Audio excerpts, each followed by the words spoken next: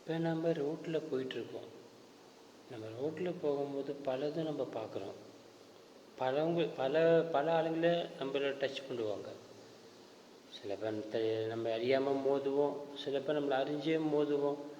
அப்போ அவங்களாம் என்ன பண்ணிட்டு வந்தாங்க, ஏது பண்ணிட்டு வந்தாங்க, அவங்க வீட்டில் நல்லதா கெட்டதா, குளித்தாங்களா குளிக்கலையா, அவங்க வீட்டில் தீட்டு இருக்கா, இதெல்லாம் நம்ம பார்க்குறோம். புரிஞ்சுதா?